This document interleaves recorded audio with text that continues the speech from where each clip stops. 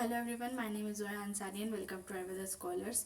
तो this is a part 2 of chapter number 3 in DG.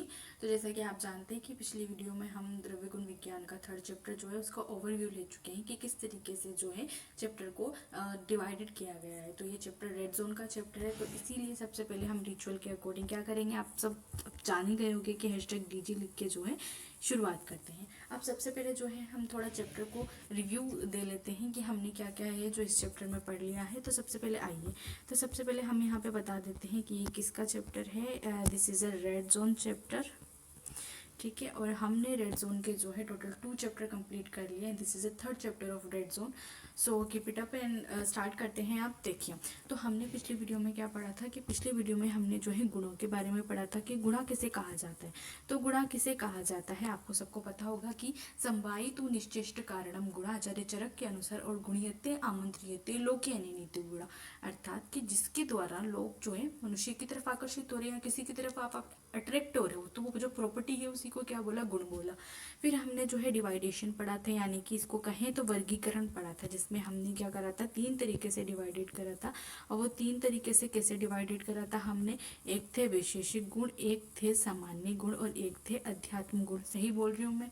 वैशेषिक गुण में कौन से थे, जो भी सेंस ऑर्गन थे वो हमारे किस में आए थे, वैशेषिक गुण में आए थे। और जो भी हमारे जो है गुरुवादी गुण हो गए या परादी गुण हो गए, जिसको हम जो है परादी गुणों को तो पिछली वीडियो में कंप्लीट कर चुके हैं, इस वीडियो में हम गुरुवादी गुणों को पढ़ेंगे, ठीक है। तो फिर ये क्या हो जाएगा, गुरुवादी गुण जो है वो और क्या हो जाएगा, परादी गुण हो जाएगा। और अध्यात्म गुण जो होते हैं वो तो आत्मगुण होते हैं। तो ये हम कंप्लीट कर चुके हैं। जो फर्स्ट वीडियो थी उसमें मैंने बोला था कि जो द्रव्य का प्राधान्य, मतलब जो ये गुण है, गुण का प्राधान्य जो है वो नेक्स्ट वीडियो में कवर अप करेंगे। तो पहले हम गुरुवादी गुणों को कंप्लीट कर लेते हैं और फिर लास्ट में हम जो है इसका प्राधान्य कंप्लीट करके इस चैप्टर को क्या कर लेंगे, कंप्लीट कर लेंगे। तो कैसे हो आप लोग, सबसे पहले तो आप ये बताओ कि आप कैसे हो, सब कुछ अच्छा चल रहा है, चीज़ें समझ में आ रही है। आप जो है स्टार्ट करने जा रहे हैं इस चैप्टर को या फिर इस टॉपिक्स को। तो देखो ये जो टॉपिक है ना वो थोड़ा ऐसा सा है कि आप लोग कितना ही पढ़ लो आपको समझ नहीं आता, समझ भी आ जाए तो याद नहीं होता, याद करने वाली चीज़ है। तो इसको आपको क्या करना है, बार बार रिट्राइव करना पड़ेगा, ठीक है। तो अभी हम इसको स्टार्ट करते हैं। मैंने पीपीटी थोड़ी ऐसी बनाई है कि आप इसको विजुलाइज कर सकते हैं, ठीक है। तो हम आगे बढ़ते हैं। तो गुरुवादी गुण क्या होते हैं, सबसे पहले तो गुरुवादी गुण जो होते हैं उन्हें हम चिकित्सीय गुण या फिर शारीरिक गुण भी बोला जाता है। क्यों बोला जाता है, क्योंकि ये जो गुण होते हैं वो सामान्य और विशेष सिद्धांत से हमारे शरीर में क्या करते हैं, चिकित्सा कर्म करते हैं। जैसे आगे अपन देखते हैं, देखो the bare concept of balancing the त्रिदोषास। आपको पता है सभी डिजीज जो होती हैं वो ये जो वात है, पित्त और कफ है, इनके जो है बिगड़ जाने की वजह से ही होती है। जब वात पित्त कफ जो है इनमें किसी प्रकार की विकृति आ जाती है तो ही क्या होता है, एक रोग उत्पन्न होता है। तो अगर हमें जो है उन डिजीज को क्योर करना है तो वात पित्त कफ जो है इनके जो गुण बताए गए ना, उनकी गुण विपरीत चिकित्सा करनी पड़ती है। कौन सी चिकित्सा करनी पड़ती है आपको, गुण विपरीत चिकित्सा करनी पड़ती है। उसी के बाद क्या होते हैं, दोष हमारे क्या हो जाते हैं, साम्य अवस्था में आ जाते हैं। यहाँ भी ये लिखा हुआ है कि गुरुवादी गुण जो होते हैं आर कंसिडरेटेड शारीरिक गुण और शारीरिक गुण और कौन से बोले गए हैं, चिकित्सीय गुण बोले गए हैं, ठीक है।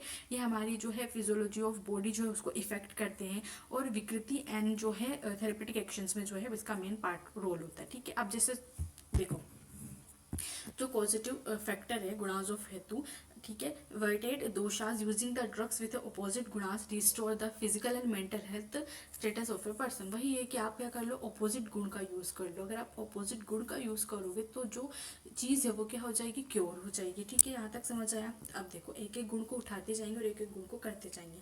उससे पहले मैं आपको थोड़ा ओवरव्यू दे देती हूँ कि आपको किस तरीके से याद करना है। देखो सबसे पहले लेट्स क्लियर दिस पार्ट, ठीक है। तो अब आप मुझे बताओ कि गुरुवादी गुण कितने माने गए हैं, गुरुवादी गुणों की संख्या कितनी मानी गई है। तो देखो गुरुवादी गुणों की जो संख्या है टोटल 20 मानी गई है, और वो 20 किसने मानी है, आचार्य चरक ने मानी है। और इसकी जो संख्या है वो 10 किसने मानी थी, अपन ने प्रीवियस वीडियो में भी पढ़ा था। तो प्रीवियस वीडियो में क्या बताया था कि आचार्य नागार्जुन, अब नागार्जुन को कैसे याद करा था कि नागार्जुन ना से ना बोलते हुए बोलते कि नहीं मैं अपने खुद के 10 गुण मानूंगा, ठीक है। और वहाँ उन्होंने जो कॉमनली यूज होने वाले गुण है जैसे गुरु लघु, स्निग्ध रुक्ष, उष्ण शीत, विशद पिच्छिल, ठीक है। वो तीक्ष्ण और मृदु, ये सारे जो गुण हैं वो माने थे। ठीक है। अब जो 20 गुरुवादी गुण बोले गए हैं उसमें से अगर अपन जो है अगर श्लोक के अनुसार देखते हैं जो आचार्य अष्टांग हृदय में बताया गया है आचार्य वाग्भट द्वारा, तो गुरु मंद हिम स्निग्ध श्लषण सांद्र मृदु स्थिर गुणा सुषुष्म विशदा विशंति सा विपर्यया। तो यहाँ पर आप क्लासिफाइड कर सकते हो कि हर गुण का एक कॉम्बो बन रहा है। जो गुण है 10 गुण है, उन 10 गुण का क्या बन रहा है, 10 कॉम्बो बन रहा है। और वही 10 गुण का 10 कॉम्बो जो है वो ये है, जैसे गुरु और लघु। तो आप क्या करो, ये जो अपना लघु वाला पोर्शन है उसको अभी एक टाइम के लिए इग्नोर कर दो। सबसे पहले अपन देखते, देखो गुरु है शीत स्निग्ध मंद। जो श्लोक है उसको रिट्राइव करो मन में। देखो गुरु मंद हिम, हिम ना शीत स्निग्ध मंद हो गया स्थिर, फिर मृदु देखो विषय संलक्षण सूक्ष्म सांद्र हो गया। तो देखो यहाँ पे क्या बताया गया है कि ये श्लोक की, अब देखो यहाँ पे कोई चीज सांद्र है तो उसका उल्टा क्या हो जाएगा, द्रव हो जाएगा। यहाँ पे ये वही बात बोल रहे हैं। तो शुरू से आ जाओ नंबर 1 स्लाइड पे। देखो कोई चीज गुरु है तो उसका उल्टा क्या हो जाएगा, लघु हो जाएगा। तो 1 कोड बन गया, यानी कि ये क्या है, this is a slide number 1, या फिर इसको मान सकते हैं अपन कॉम्बो नंबर 1। ठीक है। कॉमन नंबर 2 है क्या है, शीत और उष्ण का बन गया। अब आपको पता है कोई चीज स्निग्ध है तो उसका उल्टा रुक्ष ही होना है, रुक्ष हो जाएगा। कोई चीज मंद है तो उसका उल्टा क्या होगा, तीक्ष्ण होगा। देखो जिस तरीके से एक कांटा होता है वो बहुत तीक्ष्ण होता है, उस तरीके से तीक्ष्ण। स्थिर है कोई चीज सर है, किसी में मोबिलिटी है, कोई इमोबाइल है, किसी में मृदुनेस है, कोई सॉफ्ट है बहुत ज्यादा मृदु कोमल, और कोई कोई बहुत ज्यादा कठिन है, कोई विशद है कि जिसमें क्लियरिटी है बिल्कुल आप देख सकते हो, और कुछ थोड़ा धुंधला सा दिखता है, कुछ पिछल सा है, कुछ संलक्षण है चिकना सा, कोई खर है, कोई सूक्ष्म है। कि सूक्ष्म का मतलब पता है क्या होता है, जो सभी स्रोतस में चला जाए। तो क्या ये इसका जो कर्म है वो इनके नामों के आधार पर ही है। स्थूल की बात कर लेते तो बल्कीनेस हो जाएगा, सांद्र मतलब कोई विस्कोसिटी गाढ़ापन हल्का सा, द्रव मतलब क्या हो जाएगा, लिक्विड हो जाएगा। और ये क्या है, हमारी समरी मैट्रिक्स है, इसके थ्रू जो है हम बहुत इजीली इसको खत्म कर लेंगे। अब आओ एक एक को उठाते और एक एक जो है उसको करते जाते। आ जाओ देखो गुरु है और लघु है। अब कोई भी जब अपन, जैसे अपन ड्रग भी पढ़ेंगे अब जब आगे की तरफ और भी ड्रग्स पढ़ेंगे, तो मैंने उनका एक फॉर्मेट आपको बताया कि भाई इसका इंट्रोडक्शन लिखो, इसका ये लिखो। तो देखो यहाँ पे जो गुरु गुण है उसका भी सबसे पहले आपको क्या लिखना है कि आपने सबसे पहले किसी भी चीज़ है तो उसका कर्म लिख दिया सबसे पहले कि भाई उसका मुख्य कर्म क्या है। फिर उसकी प्रॉपर्टीज लिखो। अब उसकी प्रॉपर्टीज में सब कुछ आ जाएगा कि भाई जो उसका भौतिक संगठन क्या है, उसका उसका जो है धातुओं पर क्या कर्म है, उसका मलों पर क्या कर्म है, और एग्जाम्पल लिख दो। बस इतना काफी होता है। ठीक है। जो एग्जामिनर होता है जो आपकी कॉपी चेक कर रहा है उसको सिर्फ इतना होना चाहिए कि बच्चे को आता है।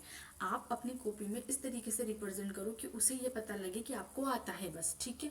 अब देखो गुरु गुण की बात करते हैं तो अगर ये छोटे मोटे श्लोक आपको याद हो जाते तो बहुत अच्छी बात है, और अगर नहीं होते तो कोई दिक्कत नहीं है। मुख्य कर्म की बात करते हैं तो कोई चीज़ हैवी है, अगर अपन डाइट में हैवी चीज़ या हैवी फूड खाते हैं तो उसकी वजह से क्या होता है, शरीर मोटा होता है। ठीक है। तो भ्रंगण करेगा, तो गुरु गुण का मुख्य कर्म भ्रंगण हो जाएगा। अब इसका उल्टा क्या हो जाएगा, लघु गुण में हो जाएगा, क्योंकि ये दोनों एक दूसरे के क्या है, एंटी है। तो ऐसे याद करो, जब अगर गुरु का याद हो गया तो उसका उल्टा कर दो। तो अल्टीमेटली हमें सिर्फ 10 ही गुण का याद करना है, हम उसका उल्टा करते जाना है। देखो गुरु गुण है तो इसका मुख्य कर्म क्या है कि ये भ्रंगण कर रहा है, तो भ्रंगण का उल्टा क्या हो जाएगा, लंघन हो जाएगा, खत्म। अब देखो कोई चीज गुरु है तो गुरु मतलब क्या है, पृथ्वी महाभूत उसमें होगा। और क्या जल भी गुरु होता है, तो जल और पृथ्वी महाभूत जो है वो गुरु गुण में आ जाएगा। और इसके बाद जो बचे हुए हैं यानी कि वायु और अग्नि आकाश और किस में आ जाएंगे, लघु गुण में आ जाएंगे। ठीक है। उसके बाद देखो दोष कर्म की बात करते हैं। अगर कोई चीज भारी है, भारी मतलब कफ बलगम, कफ जो होता है वो, या फिर जो अपन बात करते हैं 70% हमारी बॉडी में पानी होता है, तो हैवीनेस जो है वो इसी की वजह से आ रही है। तो क्या ये कफ का वर्धन करेगा, तो देखो ये कफ वर्धक होता है और वात हर होता है। इसका उल्टा करो लघु गुण में, वात वर्धक और कफ हर। देखो यही लिखा हुआ है कफ हर और वात वर्धक। अब उदाहरण की बात करते तो मैं आपको लास्ट में एक 1 पेज समरी दूंगी जिसमें जो है उसके भौतिक संगठन लिखे हुए होंगे, उदाहरण लिखे होंगे। उदाहरण जो है बहुत इजीली आपको याद हो जाएंगे, तो उदाहरण की चिंता आप मत करो कि मुझे एग्जाम्पल याद नहीं हो रहे, मैं कैसे इसको कवर करूँ। नहीं, आप सिर्फ इसके क्या करो, मेन पॉइंट समझो कि अच्छा ये इस गुण पे काम करता है या फिर ये इस तरीके से काम करता है। ये बहुत ही सिंपल टॉपिक है। अगर अपन जो है नेक्स्ट स्लाइड पे आ जाते हैं। अब देखो शीत और उष्ण है। अगर कोई चीज़ शीत है तो आपको पता है सर्दियों में अपने शरीर में बहुत ज़्यादा जकड़ाहट हो जाती है, जो हार्ट स्ट्रोक होते हैं या फिर जो हार्ट अटैक आता है ना, मोस्टली वो भी शीत में आ जाती है, क्योंकि बॉडी जो है बहुत ज़्यादा जकड़ जाती है। जकड़ने को क्या हम स्तंभन बोल सकते हैं। तो इसका मुख्य कर्म क्या हो जाएगा कि इसका मुख्य कर्म है स्तंभन। तो भौतिक संगठन क्या होगा, अगर कोई चीज़ ठंडी है, सबसे अगर अपन बात करें नॉर्मल अपने दिमाग में ठंडे को सोच के क्या आता है, पानी आता है। तृष्णा को कौन दूर करता है, पानी दूर करता है, ठंडापन जो है। तो वो इसीलिए इसका भौतिक संगठन भी क्या है, जल महाभूत है। अब देखो स्तंभन कर रहा है और जल महाभूत है, तो ये क्या करेगा, पित्त को हरेगा। क्यों, देखो शीत मतलब क्या होता है, शीत मतलब आग का उल्टा, गर्मी का उल्टा क्या है, ठंडा होता है। तो ठंडा जो है वो गर्मी को ओवरलैप कर जाएगा, तो देखो पित्तहर होता है। और अगर पित्तहर है तो वात और कफ क्या हो जाएगा, वर्धक हो जाएगा। देखो वात और कफ क्या है, वर्धन हो जाएगा, क्योंकि ये स्तंभन कर रहा है। तो स्तंभन वात की वजह से होता है, इसमें जल महाभूत है तो वात कफ वर्धक हो जाएगा। उल्टा करते जाओ, देखो अगर ये स्तंभन कर रहा है तो वो स्वेदन करेगा। अपन ने नहीं देखा, जो जैनताक स्वेद हो गया, ताप स्वेद हो गया, ये स्नेह अध्याय जो है चरक का सूत्र स्थान का चैप्टर है, उसमें आप पढ़ोगे, 13 चैप्टर है ये स्नेह अध्याय, उसमें आप पढ़ोगे कि उष्ण जो है उसका यूज किया जाता है उष्ण गुण का स्वेदन में। तो मुख्य कर्म क्या होता है, स्वेदन की। बहुत ज्यादा से गर्मी नहीं लगने लगती आपको, बहुत ज़्यादा जो भी ये ऐसे प्लेसेस होते हैं जहाँ पर जैसे कोई अग्नि हो या फिर बहुत ज़्यादा हॉट एरिया में, तो भौतिक संगठन क्या होगा, अगर उसमें जल है तो इधर अग्नि हो जाएगा। उल्टा करके जाओ, इधर वात कफ वर्धक था तो इधर कफ वात हर है और पित्तवर्धक है। ठीक है, एग्जाम्पल हम बाद में देखेंगे। अब एक होता है स्निग्ध और एक होता है रुक्ष। ठीक है, देखो स्निग्ध का मतलब आप समझ रहे हो, ऑयलीनेस या कोई घृत हो गया, तो कोई चीज़ जो चिकनी होती है, क्या उसमें कफ होता है, तो अगर उसमें कफ होगा तो यहाँ पर ये जो स्निग्ध गुण है वो कफ का वर्धन कर रहा है। तो इसका मुख्य कर्म क्या होगा, आपके जो है स्किन पे बहुत ज़्यादा ड्राइनेस आती है, तो आप मॉइस्चराइजर लगाते हो, मॉइस्चराइज करते हो आपकी स्किन को, तो वही है कि क्लेदन कर्म इसका होता है। भौतिक संगठन जल होता है, तो उसी के आधार पर वात को कम करेगा और कफ को बढ़ाएगा। वृक्ष गुण क्या करेगा, वात को बढ़ाएगा, कफ को कम करेगा, क्योंकि इसका गुण क्या होता है, शोषण गुण होता है। आप वृक्ष चीजें क्यों खाते हो, ताकि क्या हो जाए, शोषण कर्म हो। शोषण कर्म सुखाने का कर्म होता है। आप जो है पिक्चर्स को देख के भी समझो कि पिक्चर में किस तरीके से दरारें आ रखी है ड्राइनेस की वजह से। तो भौतिक संगठन क्या हो जाएगा, वायु और अग्नि। अब देखो बहुत से लोगों के दिमाग में आएगा कि वायु का तो समझ में आ गया, अग्नि का क्यों नहीं आया समझ में। देखो अग्नि जो होता है वो, जब आप जैसे पहले भी हम अपन ने बात करी हुई है, जब अपन ने डीजी का 2nd चैप्टर पढ़ा था, तब हमने क्या करा था, जितने भी पंच महाभूत होते हैं उनके गुण और कर्म हमने पढ़े। तो वहां आपने देखा था कि जो वायु अग्नि महाभूत होता है वो रुक्षता लाता है, रोक्षेय होता है। क्योंकि जब आपने देखा होगा, जब आप बहुत ज्यादा अग्नि के समीप चले जाते हैं, बैठते तो स्किन खींचने लगती है। अब आ जाएगा मंद और तीक्ष्ण गुण। ठीक है, अगर कोई तीक्ष्ण है, नुकीली चीज है कोई, तो क्या ये एकदम से वार नहीं करेगी, तो एकदम से ये क्या बढ़ाएगी नहीं, किसको नहीं बढ़ाएगी, पित्त को नहीं बढ़ाएगी, तो ये पित्तवर्धक होता है, आपको ये समझने की जरूरत है। अब मंद चीज कोई डल है, अगर डल का मतलब कम करना हुआ, तो ये क्या करेगा, शमन करेगा। और अगर शमन करेगा तो वो उल्टा करेगा, तो तीक्ष्ण क्या करेगा, शोधन करेगा। देखो मंद गुण है तो इसमें जल आएगा, तीक्ष्ण मतलब शार्प, यानी कि अग्नि महाभूत, तो अग्नि महाभूत हो जाएगा। दोष कर्म वही ले लो। अगर आपको मंद से याद नहीं होता तो तीक्ष्ण के दोष कर्म याद कर लो कि अच्छा तीक्ष्ण क्या होगा, तीक्ष्ण होगा तो पित्त को हर्दन करेगा, तो कफ वाथर होगा। इसका उल्टा कर दो, इधर ये क्या करेगा, कफ वर्धक होगा और पित्त शामक होगा। अब देखो सर और स्थिर। अब इमोबिलिटी मतलब चल फिर नहीं रहा है, एक ही जगह पे रुका हुआ है, तो कफ बढ़ जाएगा, तो कफ वर्धक होगा।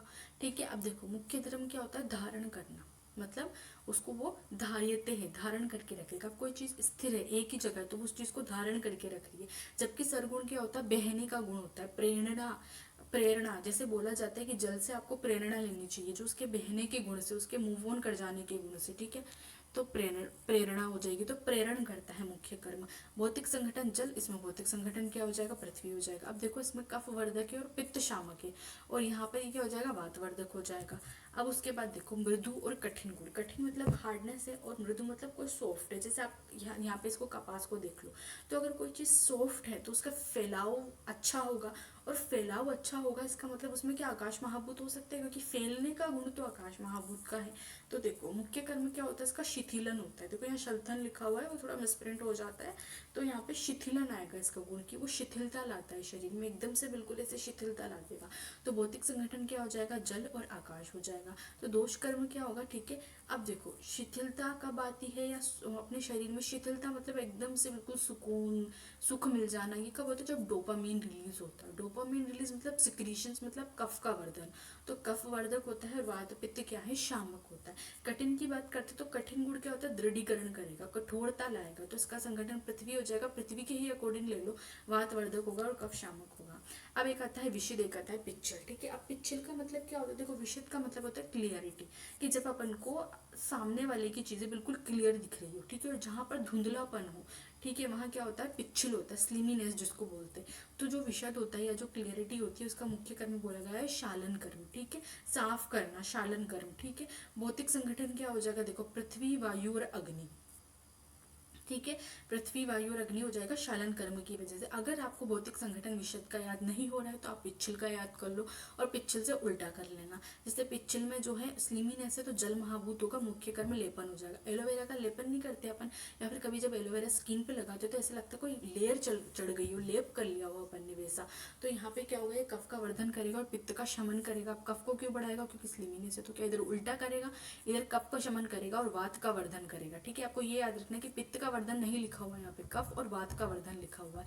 अब इधर जल था तो इधर जल को छोड़ के बाकी तीनों लिख लो, पृथ्वी वायु और अग्नि लिख लो, ठीक है। आकाश तो हो ही नहीं सकता, आपको भी पता है। फिर उसके बाद अपन नेक्स्ट स्लाइड पे आते हैं। देखो संलक्षण और खर की बात कर लेते हैं, ठीक है। अब संलक्षण की बात करते हैं तो संलक्षण मतलब क्या होता है कि स्मूथनेस है, तो यहाँ पर क्या हो जाएगा, रोपण हो जाएगा एकदम से, क्योंकि स्मूथ सरफेस है। भौतिक संगठन क्या हो जाएगा, आकाश और अग्नि महाभूत हो जाएगा, ठीक है। और दोष कर्म क्या हो जाएगा, देखो कोई चीज अगर स्मूथ है, रफ नहीं है, वो स्मूथ है तो कफ का वर्धन कर रही है और वात का क्या कर रही है, शमन कर रही है। अब आता है खर गुण, देखो अब देखो खर गुण में क्या लिखा हुआ है यहाँ पे, लेखन कर्म होता है उसका। तो अगर कोई चीज रफ है मतलब खुरच के निकाल देगी, खर गुण है आपके शरीर में जाएगी और जो भी मेद है उसको खुरच के निकाल देगी, तो खर गुण मतलब लेखन हो जाएगा। भौतिक संगठन क्या हो जाएगा, जो संलक्षण है उसके अपोजिट ले लो, ठीक है, पृथ्वी और वायु हो जाएगा। और दोष कर्म के अपोजिट ले लो, कफ शामक वातवर्धक हो जाएगा। अब देखो स्थूल और सूक्ष्म, देखो सूक्ष्म मतलब क्या है, कोई बहुत सूक्ष्म चीज है, तो मतलब ये स्रोतों को अवरोध करने वाली, मतलब अवरोध सॉरी स्रोतों में प्रवेश करने के बाद में, मतलब बहुत ज्यादा छोटी है ना, बहुत ज्यादा सूक्ष्म है, तो उनमें क्या है प्रवेश कर जाएगी और स्रोतों के अवरोध को खोलने वाली होगी। तो इसका भौतिक संगठन क्या हो जाएगा, वायु छोटे से छोटे जगह में चली जाती है, आकाश महाभूत छोटे से छोटे स्पेस बनाते हैं और वायु महाभूत और अग्नि महाभूत हो गया। अग्नि भी क्या होता है, छोटे से छोटे संदरों में चली जाती है, तो वायु और अग्नि और आकाश हो जाएगा। इसी के आधार पर गुण देखो, देखो अगर कोई चीज सूक्ष्म है, बहुत ज्यादा छोटी है, तो वो कफ हो सकती है, क्योंकि कफ तो हैवी होता है, बलगम बहुत ऐसे हैवी सा होता है, तो कफ नहीं हो सकता, मतलब कफ का शमन वात का वर्धन। स्थूल में उल्टा करो, इसका विवरण था, इसका संवरण हो जाएगा। विवरण मतलब स्रोतों में प्रवेश करना, संवरण का मतलब होता है मोटा करना, ये मोटा करती है, बल्कीनेस लाती है। भौतिक संगठन क्या हो जाएगा, इधर अगर वायु अग्नि और आकाश तो उधर पृथ्वी हो जाएगा। दोष कर्म की बात करते हैं तो देखो कफ शामक है तो उधर वो कफ वर्धक होगी और वात शामक होगी। उदाहरण जो है वो मैं आपको बता ही दूंगी आगे। तो देखो स्थूल जो है उसमें बल्कीनेस आ रही है, तो आप पता है जो भी कोई स्किनी लोग होते हैं, स्किनी पर्सन, वो स्किनी पर्सन क्या होते हैं कि अपने डाइट को बल्क में खाते, तो वो बल्कीनेस है ना, ज्यादा खाना वैसा। अब आता है सांद्र और द्रव, देखो विस्कोसिटी और लिक्विड की बात करते हैं। सांद्र मतलब थोड़ा गाढ़ा सा, तो गाढ़ापन है तो गाढ़े से ही सीधे पृथ्वी पर आ जाओ, और कोई द्रव है तो उसमें जल पे चले जाओ बस। मुख्य कर्म क्या है, प्रसादन, इधर क्या है, विलोडन है। देखो दोष कर्म, अगर कोई चीज विस्कोसिटी में है तो वो क्या कफ को बढ़ाएगी। तो देखो अब विस्कोसिटी और द्रव दोनों में जल महाभूत, जैसे इसमें जल महाभूत, इसमें पृथ्वी महाभूत है, बट आप समझो कि दोनों ही क्या है, थोड़े अपन को वो लग रहे हैं बिल्कुल स्निग्ध से। तो देखो बस ये सांद्र और द्रवी आपको याद रखना कि इन दोनों में ही दोष कर्म सेम है, ये भी कफवर्धक वातशामक है, ये भी कफवर्धक वातशामक है। अब आ जाओ गुरुवादी गुणों के सारांश पे। इसमें से और कुछ है जो आपको समझ नहीं आ रहा हो, क्योंकि हर चीज जो क्या है थोड़ी सी याद करने वाली है, थोड़ी सी कॉन्सेप्चुअल वाली है, ठीक है। आप एक बार जो पीछे की पिक्चर्स है उनको देखो, जैसे गुरु है हैवी चीज, जो लघु है बिल्कुल ऐसे इजी सी होगी, ठीक। शीत मतलब जकड़ाहट, रुकना, जैसे कोई चीज पत्ते जकड़ गए एक तरफ। उष्ण मतलब उस चीजों का पिघल जाना, स्वेदन, ठीक है। ड्राइनेस आ जाएगी तो आप क्या करोगे, स्निग्ध का यूज करोगे। मंद मतलब डलनेस, जल मतलब शमन, तीक्ष्ण मतलब शोधन, स्थिर मतलब इमोबाइल, सर मतलब मोबिलिटी, मृदु मतलब सॉफ्ट है, बहुत सॉफ्ट है तो सॉफ्टनेस रहेगी, मतलब ये क्या काम करेगा, शिथिलन का काम करेगा। कठिन है तो दृढ़ीकरण करेगा। ऐसे विशिष्ट पिक्चर, संलक्षण, खर, सूक्ष्म, स्थूल और सांद्रविद।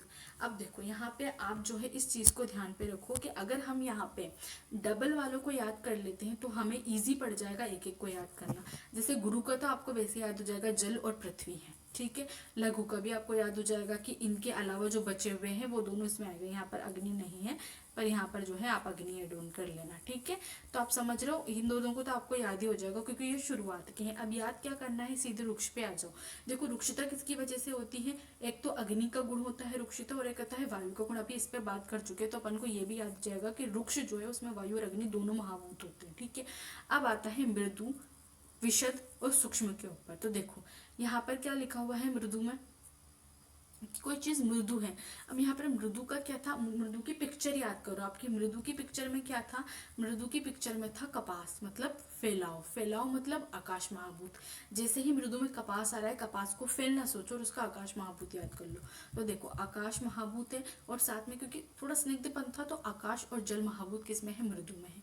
अब देखो विशुद्ध है और सूक्ष्म है। सूक्ष्म मतलब क्या था, तीनों रंध्रों में चला जा रहा है, तो आकाश, अग्नि और वायु तीनों याद कर लो। और विशद में क्या करना है आपको, सिर्फ विशद में आपको क्लियरिटी है ना, किसी भी चीज में क्लियरिटी था इसका मतलब, तो इसमें वायु और अग्नि तो है, बस आकाश की जगह क्या है, पृथ्वी है, ऐसे याद कर लो सूक्ष्म से। अब देखो एक एक का कॉम्बिनेशन देखो, शीत है तो जल होगा, सोचने की बात नहीं है। उष्ण है तो अग्नि होगा, सोचने की बात नहीं। स्निग्ध है तो जल होगा, सोचने की बात नहीं। एक एक वाले हैं ये, ठीक है। तीक्ष्ण है तो अग्नि होगी, सोचने की बात नहीं है। थोड़ा मंद को अभी अपन देखते हैं, ठीक है। अगर कोई चीज स्थिर है तो पृथ्वी है, सोचने की बात नहीं। अगर कोई चलने वाली है तो जल होगा, कठिन में पृथ्वी होगा, ये भी सोचने की बात नहीं है। पिच्छल में जल होगा, अपन को पता है, एलोवेरा से ही याद आ रहा है। अगर कोई चीज खर है, खुरदुरी है, तो उसमें वायु महाभूत होगा, ये अपन को पता है। अगर कोई चीज थूल है तो उसमें पृथ्वी महाभूत होगा, ये भी पता है। और कोई चीज द्रव है तो उसमें जल महाभूत होगा, ये भी पता है। अब सिर्फ दो बच जाते हैं, एक सांद्र बच जाता है, एक मंद बच जाता है। तो देखो मंद को कैसे समझो, आपकी मंद मंद गति हो रही है, बिल्कुल क्या चीज है, कोई चीज रुकी हुई है, शमन हो रहा है, तो आप उससे ऐसे याद कर लो, जल महाभूत है, क्योंकि बचे हुए दो ही है, तो एक में जल होगा, एक में पृथ्वी होगा। तो आप सांद्र में क्या डालो, पृथ्वी डालो। अब देखो कर्मों की बात करें तो कोई चीज अगर गुरु है तो क्या वो भ्रंगण नहीं करेगी, तो ये भ्रंगण करती है, ठीक है। अब कोई चीज लघु है तो लंघन करेगी। कोई चीज शीत है तो जकड़ रही थी, याद आ रहा है आपको, स्तंभन हो जाएगा, उसका उल्टा स्वेदन कर लो। क्लेदन याद आ गया आपको, क्लेदन कौन कर रहा था, स्निग्ध कर रहा था, उसका उल्टा शोषण याद करो, ऐसे याद करो। मृदु, मंद था, मंद मतलब डलनेस, तो शमन कर रहा था, उसका उल्टा शोधन याद कर लो। कोई चीज है अगर वो धारण कर रही है तो दूसरी प्रेरण कर लेगी, ठीक है। कोई चीज अगर खोल रही है, शिथिल कर रही है, तो ये दूसरी चीज दृढ़ कर लेगी। अब ये शालन कर रही है और ये लेपन कर रही है। अब देखो रोपण और लेखन एक जैसे है, तो संरक्षण में रोपण, इसमें लेखन आ जाएगा। फिर विवरण और संवरण एक जैसे हो जाएंगे, प्रसादन और विलुड़न हो जाएगा। तो इस तरीके से गुरुवादी गुण का जो सारांश है वो यही क्या होता है, समाप्त होता है। अब अपन क्लिनिकल एप्लीकेशंस देखें अपन, तो कोर मैकेनिज्म यही है कि अगर मान लो इंक्रीज या डिक्रीज होते हैं दोष हमारे, ठीक है, तो द वृद्धि यानी कि इंक्रीज और डिक्रीज ऑफ दोषास कोज डिजीज, उसकी वजह से ही डिजीज होती है। देयरफॉर अप्रोप्रिएट कॉम्बिनेशन ऑफ गुणा इज रिक्वायर्ड टू कीप दोषास इन बैलेंस स्टेट। तो उनको बैलेंस रखने के लिए हमें अप्रोप्रिएट क्या चाहिए, कॉम्बिनेशन चाहिए गुण के। अब कुछ प्रैक्टिकल एग्जाम्स की बात करें तो जैसे अगर आप मधुर आदि द्रव्यों का कंजप्शन करोगे तो कफज विकृति तो होगी। क्यों होगी, क्योंकि मधुर जो गुण होता है उसमें गुरु गुण और शीत गुण होता है, और इन दोनों की ही प्रॉपर्टी होती है कि ये कफ को क्या करते हैं, बढ़ाते हैं, कफवर्धक होते हैं ना दोनों, वैसे। अब इसका ट्रीटमेंट क्या है कि जैसे गुरु का लघु और कोल्ड का उष्ण आप द्रव्य दो, तो अपोजिट चिकित्सा करते हैं। The knowledge about the predominance of गुणा इन द हेतु helps the plan treatment opposite gunas. अब कुछ वैलिडेशन जो है वो बताए गए हैं, जैसे फार्माकोलॉजिकल मॉडल्स बताए गए थे कि उन्होंने क्या करा, एक्सपेरिमेंटल स्टडीज जो है हुई है ना, refine objective parameters for assessing स्निग्ध वृक्ष यानी कि ड्राई गुण और स्निग्ध गुण है ना, शीतल उष्ण गुण की प्रॉपर्टीज के ऊपर। मेटाबॉलिक की बात की गई कि अगर किसी में मेटाबॉलिज्म खराब है तो आप उद्दीपन पाचन औषधियाँ दोगे ना उसको, तो वो ठीक करती है उसको, तो दीपन पाचन औषधियों के बारे में बात करी। फिर इन्होंने एक क्लिनिकल ट्रायल में हाइपर लिपिडर्मिया की बात करी कि हाइपर लिपिडर्मिया वाले जो पेशेंट्स होते हैं उनमें अगर आप वृक्ष गुण का यूज करते हो ना, तो धीरे धीरे क्या होता है, कोलेस्ट्रॉल लेवल कम होता चला जाता है। तो इसी तरीके से होता है, ठीक है। तो आपने यहाँ पे गुरुवादी गुण को खत्म कर लिया, गुरुवादी गुण आपके खत्म हो गए। अब अपने कौन कौन से टॉपिक बचे हुए, एक तो बचा हुआ है अपने द्रव का प्राधान्य, ठीक है, द्रव्य का प्राधान्य, ठीक है। अब अपन पढ़ते हैं गुण का प्राधान्य, तो आपको समझ आया सारे गुरुवादी गुण। अब देखो द्रव्य का गुण का जो प्राधान्यत्व है वो क्यों बताया गया है। अब यहाँ पे ये बोल रहे हैं कि जो गुण है ना वो क्या है, प्राधान्य माने गए हैं, और उसके 10 कारण किसने बताए हैं, नागार्जुन ने बताए हैं, ठीक है। और गुरुवादी गुणों को 10 किसने माना था, नागार्जुन ने ही माना था। तो नागार्जुन ने ही फिर गुण का प्राधान्य बताते हुए बोला, पहला उन्होंने बोला रस अभिभव। मतलब क्या बोला है इन्होंने, रस अभिभव का मतलब कि जो गुण होते हैं वो रस को अभिभूत कर लेते हैं। मतलब गुण क्या करता है, रस को दबाकर अपना काम प्रकट करता है। मतलब वो खुद को वैसे भी डोमिनेंट मान रहा है, तो वो क्या कहता है कि जो रस है ना मैं उससे ज्यादा काम कर रहा हूँ, तो गुण रस को दबा देगा और अपना प्रभाव दिखाता है। जैसे यहाँ पे आप समझो कि जो जल है मधुर रस होता है, उसके कारण तो उसको कफ को बढ़ाना चाहिए था ना। कोई भी अगर कोई मधुर रस द्रव्य है तो वो कफ को बढ़ाता है, लेकिन अगर हम जल है उसको गर्म कर दे तो वो क्या करेगा, उष्ण गुण से संस्कारित हो जाएगा और फिर कफ को कम करेगा। तो यहाँ पर क्या हुआ है कि गुणों को चेंज, गुणों के चेंज होने पर द्रव्य की प्रॉपर्टीज चेंज हो जा रही है। मतलब आप समझ रहे हो कि रस का कोई रोल ही नहीं है, तो फिर क्या कहता है गुण की मेरी क्या है, इज्जत ज्यादा है, मेरी इज्जत ज्यादा करो तुम लोग। फिर उसके बाद आ जाता है विपाक कारणत्वात्। विपाक कारणत्वात् की बात करते हैं तो ये क्या बोल रहे हैं कि कोई भी द्रव्य है उसका विपाक क्या होगा, वो किस पर निर्भर करता है, उसके गुणों पर ही निर्भर करता है। जैसे अगर मैं इसका एक एग्जाम्पल देख लेते हैं, जैसे कौन से गुण लेते हैं, जैसे अपने लोग गुरु गुण है, पिच्छिल गुण है और स्निग्ध गुण है। ठीक है, तो अगर गुरु, पिच्छली और स्निग्ध गुण जो है, उन द्रव्यों का जो विपाक है वो क्या होगा, गुरु ही होगा। मतलब दो तरीके के विपाक बोले इन्होंने अल्टीमेटली, गुरु और लघु विपाक। तो वो बोल रहा है कि गुरु, पिच्छल, स्निग्ध, शीत, इनका तो गुरु विपाक होगा। और जैसे लघु है, कोई विशद है या फिर कोई वृक्ष है, उनका विपाक क्या हो जाएगा, लघु हो जाएगा। तो विपाक कारण तो बात बोल दिया कि गुणों पर ही निर्भर कर रहा है विपाक, तो यहाँ पर ध्यान में सिद्ध हो गया। फिर बोला संख्या बाहुल्य, मतलब गुण बोलता है कि यार मेरी संख्या 41 है और तुम्हारी संख्या तो 6 ही है रसों से, तो तुमसे ज्यादा तो मैं ज्यादा इज्जत लूंगा ना, तो वैसे उसने बोल दिया। फिर होता है प्रयोग बाहुल्य। प्रयोग बाहुल्य में क्या बोला गया है कि देख, रसों का प्रयोग तो केवल आप मुख मार्ग से करते हो ना, कि आपने मुख से इंटेक कर लिया, स्वाद वगैरह ले लिया उसका वो, पर ये जो गुण है उसका प्रयोग तो आप बहुत सारी जगह करते हो। जैसे आप जो है रुक्षता दूर करने के लिए मॉइस्चराइजिंग कर रहे हो तो अभ्यंग, परिषेक, अवगाहन सब करते हो, तो वो प्रयोग बाहुल्य हो जाएगा। फिर आता है कि कर्म बाहुल्य। अब कर्म बाहुल्य क्या बोला है कि जो गुण है ना, गुण उसके कर्म अधिक होते हैं, जबकि जो रस वगैरह जो होती है ना, इनके गुण क्या होते हैं, कर्म क्या होते हैं, कम होते हैं, ऐसा गुण बोल रहा है। अब गुण क्या बोलता है कि देख, मेरे कर्म तो ज्यादा है जो तो है, पर मैं रस के साथ मिलकर जो होता है, रस के कर्मों को भी बखूबी निभाता हूँ। मतलब सारा काम गुण ही कर रहा है, ऐसा वो बोल रहा है कर्म बाहुल्य में। और इसी का उन्होंने रस अनुग्रह में वर्णित करते हुए बोला कि अगर गुण ना हो ना तो रस का तो कोई अस्तित्व ही नहीं है। मतलब अगर गुण के बिना रस अपना कार्य अच्छे से नहीं कर पाता, तो इसलिए उन्होंने उसके लिए रस अनुग्रह बोला है। ठीक है, अब यहाँ तक आपको चीज समझ में है कि इन्होंने किस तरीके से जो गुण है अपनी इज्जत हथियाने की कोशिश करी है, उसने छीनने की कोशिश करी है यहाँ पे, कि नहीं मैं ज्यादा क्या हूँ, श्रेष्ठ हूँ। फिर आता है महाविष्यत्ववाद। महाविष्यत्ववाद की बात करते हैं तो वो क्या बोल रहा है कि इसका विषय अधिक है, क्योंकि जैसे रस है वो तो 6 होते हैं और ये जो गुण है वो 41 बताए गए हैं, तो इनका विषय अधिक नहीं होगा। जैसे द्रव्य है वो अनेक होते हैं, द्रव्य बहुत सारे होते हैं ना, असंख्य द्रव्य है, तो उनके अंदर गुण रहते हैं, क्योंकि द्रव्य में गुण जो है वो होता ही होता है, समवाय संबंध से रहता है। तो जितने द्रव्य उतने गुण, तो उसका फिर क्या हो जाएगा, महान हो गया ना, थोड़ा महाविष्यत्व ऐसे याद करो। फिर आता है अनुमान। अनुमान की बात करते तो ये बोला है कि जो गुण है ना, गुण उन्हीं के अनुसार आप द्रव्यों का भी अनुमान कर सकते हो, कि अगर मान लो ये गुण जो है इसमें जो है गुरु गुण है और पिच्छुल गुण है, तो ये आपके शरीर में गुरुता लाएगा, और अगर ये है तो ये करेगा। जैसे आपको पता है कि अगर आप वृक्ष गुण का सेवन कर रहे हो और जो है, तो फिर ये क्या करेगा, आपके शरीर में कफ शमन करेगा। अगर आप वृक्ष गुण का कर रहे हो तो क्या करेगा, कफ शमन करेगा। तो सही बोल रही हूँ, तो आपने अनुमान लगा लेना कि नहीं यार ये ऐसे करेगा, तो वो अनुमानित है। और एक तो जो कि संहिताओं में भी लिखा हुआ है, तो वो उपदेशवत हो जाएगा। ठीक है, तो इस तरीके से यहाँ पे बताया गया है कि अब देखो, उपदेशवत का मतलब वही है, और अपदेश देखो दोनों अलग है, उपदेश अलग है, अपदेश अलग है। अपदेश क्या बोल रहा है कि द्रव्यों को गुणों से ही तो जाना जाता है। जैसे मान लो कोई द्रव्य है वो तीक्ष्ण है, तो गुणों के कारण ही जो है देखा गया ना, अपन को अगर पता ही नहीं होता कि उसकी क्या प्रॉपर्टीज है, तो क्या अपन उसको यूज में लेते। तो इसीलिए जो गुण है उसे श्रेष्ठ बताया गया है। तो अभी मेरे साथ 10 कारण बोलो। देखो, सबसे पहले क्या हो जाएगा, रस अभिभाव।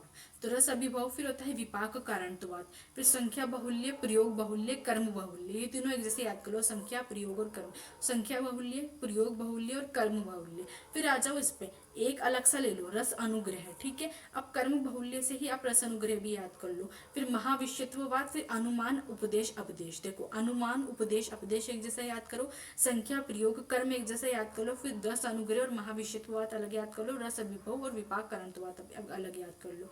तो समझ रहे हो आप, रस अभिभाव हो जाएगा, विपाक कारणत्वात् हो जाएगा, संख्या बाहुल्य, प्रयोग बाहुल्य, कर्म बाहुल्य, रस अनुग्रह, महाविष्यत्ववाद, अनुमान, उपदेश और अपदेश हो जाएगा।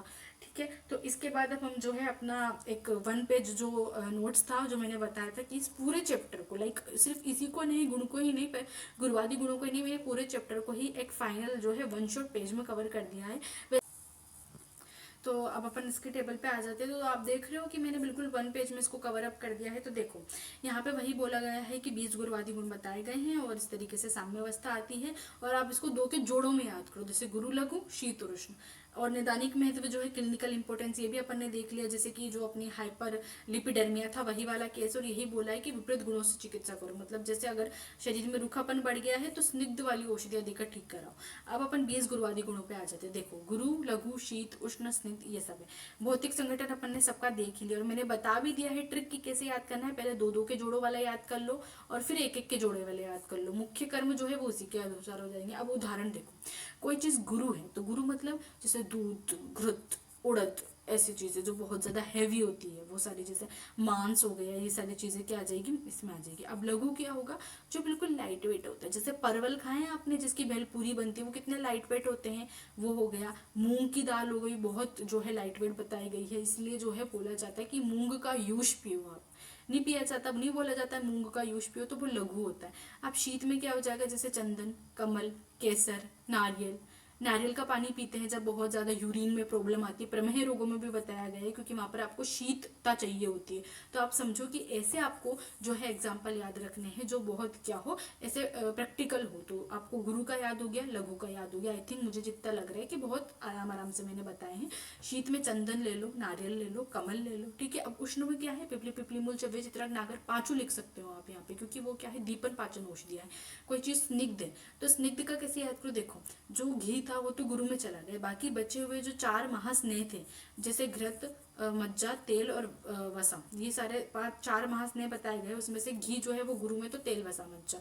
अब कोई चीज रुक्ष है तो रुक्ष में क्या होता है, जैसे अपने जांगम प्रदेश में राजस्थान में जो है बहुत ज्यादा चलती है, जो है दाल बाटी चूरमा चलता है, तो वहां पे चलता है ना कि बहुत ही ज्यादा जो है आप सारी चीजें होती है जो जो जो आप बहुत ज्यादा यूज करते हैं, क्योंकि जो क्या होता है बहुत रुक्ष होता है। तो जो हो गया, शहद का यूज करते हैं। आप शहद को ऐसे कोरिलेट करो कि कफ का शमन मधु है, तो मधु क्या है, रुक्ष गुण होगा, तो रुक्ष हो गया। अब कोई चीज मंद है, मंद मतलब क्या है, अपन ने जो उस फोटोज में भी देखा था कि मंद और तीक्ष्ण का क्या मतलब था। तो मंद वाला पोर्शन क्या था, याद करो, थोड़ा शहद सा नहीं लग रहा था मंद वाला पोर्शन, तो वहां पे याद करो घृत आएगा। इसका मतलब क्या, घृत थोड़ा सा नहीं होता मंद सा रुका हुआ सा था वैसे।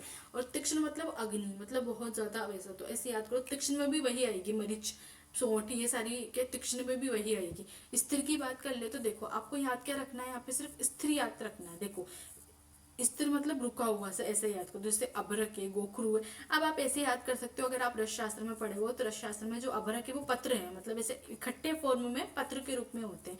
तो अभ्रक और गोखरू याद कर लो सिर्फ आप, ठीक है। स्थिर से क्या याद रख लो, अभ्रक और गोखरू याद रख लो बस। अब आता है सरगुण, ठीक है। तो सरगुण में क्या हो जाएगा, मुनक्का आरग्वित, कैसे याद करेंगे अपन, मुनक्का आरग्विद, ठीक है। ऐसे मुंह मोड़ के आरग्विद, तो मुनक्का आरग्विद ऐसे याद करो, याद करने की कोशिश करोगे याद होगी चीजें, मुनक्का आरग्विद हो जाएगा। अब आ जाएगा मृदु, मृदु और कठिन। देखो अब कोई चीज मृदु है तो मृदु क्या होगा, मज्जा और घोघरत मृदु होगा, सॉफ्ट होगा। कठिन क्या होगा, जो कठिन होता है, जैसे शंख प्रवाल। जो आप शंख प्रवाल क्या होता है, शंख मतलब क्या होता है, जो आपको वो क्यूट क्यूट से नहीं बोलते समुद्र के बाहर आजकल जो लड़कियां हैं उनसे बढ़िया बढ़िया चीजें बना रही है, वो चीज होती है शंख, शेल्स जो होती है वो। फिर आता है विशद। अब विशद मतलब क्या होता है, जो क्लियर होता है, क्लियरिटी होती है। अब ये क्या करता है, प्रक्षालन कर्म शालन कर्म करता है, तो शालन कर्म से याद कर लो क्षार और जल।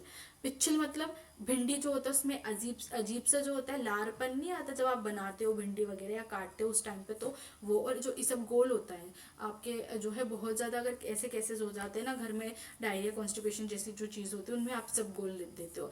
संलक्षण मतलब क्या होता है, जैसे मलाई है चिकनी होती है, घी है चिकना होता है, तो वैसे हो जाएगा। फिर आता है खर, खर मतलब ऐसे थोड़ा सा खुरदुरा सा, तो नमक और क्षार हो जाएगा। अब सूक्ष्म क्या होता है कि जो छोटे से छोटे रंध्रों में चला जाए या फिर शोधन कर ले, तो वो हो जाता है हींग।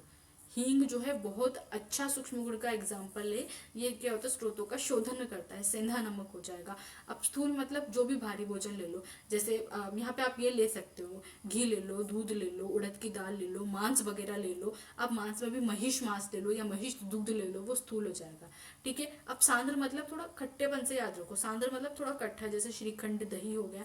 और द्रव मतलब पानी जैसी चीज, जैसे जल दूध रस वगैरह हो गया। तो एग्जाम्पल बहुत ईजी है, भौतिक संगठन बहुत ईजी है, सारी चीज़ें बहुत ईजी है, बस ये है आपको याद करना है। तो इसी तरीके से जो है ये चैप्टर समाप्त होता है और गुरुवादी गुण जो है वो समाप्त होते हैं। अब जो नेक्स्ट वीडियो आएगी वो रस के ऊपर आएगी, तो उसके लिए याद रखिए, बेल आइकन को प्रेस करके रखिए ताकि आपके पास जो है नोटिफिकेशन आते रहे और आप जो है धीरे धीरे दीदी का सिलेबस कंप्लीट करते रहे। रस को हम जो है जल्दी कवर करने की कोशिश करेंगे और उसके बाद जो है हम कर्म और फार्माकोलॉजी को कंप्लीट करके हमारे रेड जोन चैप्टर को क्या करेंगे, खत्म करेंगे। तो so don't forget to like, share and subscribe my YouTube channel and thank you.